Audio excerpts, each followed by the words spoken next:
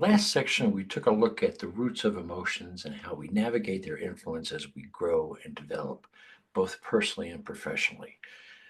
As coaches, part of our role is to help our clients acknowledge when their actions appear to be solely influenced by emotions.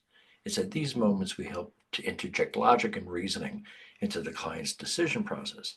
But I believe that emotional and personal growth are both related to our ability to manage our emotional reactions as well as the reactions of the people around us.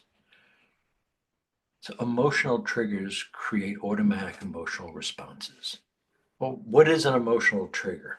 Emotional triggers are stimuli that evoke a strong emotional reaction, often very unexpectedly. Now, these could be events, words, situations, even memories that cause an intense emotional response. So, some common examples of emotional triggers. Number one, past experiences. When people have memories of traumatic events or significant changes, strong emotions can be triggered. Another area is relationships. Unresolved conflicts in relationships can spark angry reactions.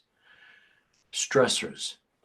Think about work or financial pressures and how they are likely to lead to feelings of stress, which can combine with feelings of fear and anger. Personal beliefs. We have deeply held values and beliefs like honesty and fairness. Things like abuse of power and intentional cruelty can provoke strong emotions. So, what's an emotional response?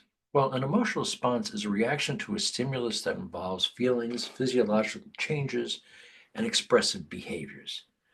So, characteristics of emotional responses. Number one is intensity. Responses vary in their intensity, in that just think about anger. There are things that might annoy you a little bit versus those that might trigger a real strong anger response, maybe even rage when you think about it long enough. Another characteristic is duration.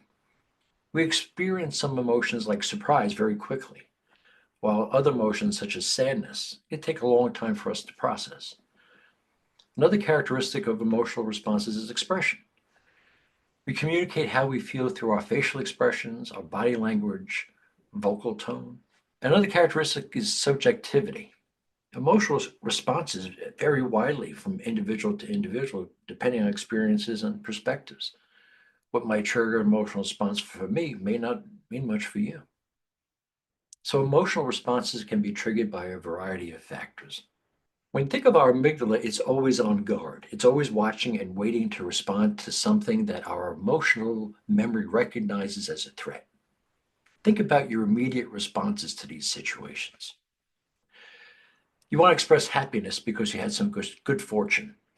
You might say, hey, great, terrific. You experienced that happiness. Think about what you might say if something suddenly happened that made you mad. What would you say? Once I got really mad at a plumber for switching the hot water into cold water at a time when I was giving my dogs a bath, and I was furious.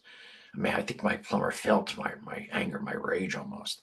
And all I could say was, not cool, man, not cool. It was like I just had to get that out. But that's what I noticed. I didn't curse, but there was a sense of release that was necessary.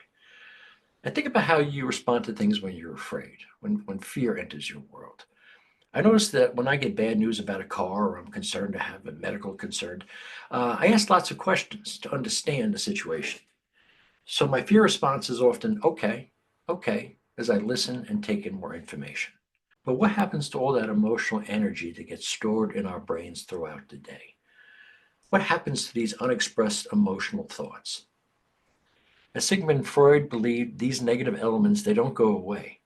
They're looking for an opportunity to be expressed. I believe Freud was talking about our triggers. When our amygdala gets pinged or alerted, you can expect an emotional response. Some of the stronger emotions like anger, sadness, fear may take a while to work through. We need time to reflect on how these emotions are influencing our behaviors. When we go to bed at night with unexpressed emotions, there could be consequences. That could be sleeplessness. I'm not getting a good night's sleep, I'm going to be tired. Next morning, I'm wake up irritated.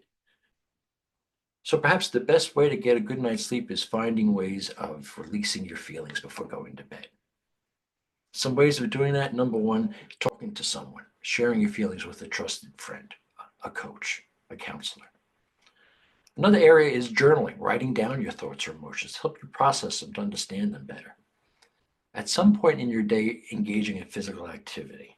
Exercise could be a great outlet for releasing any kind of pent-up energy. Creative outlets like engaging in painting, drawing, music, dance, these are other ways of expressing your emotions in a nonverbal way. Practicing mindfulness and meditation can help you become more aware of your emotions and manage them more effectively.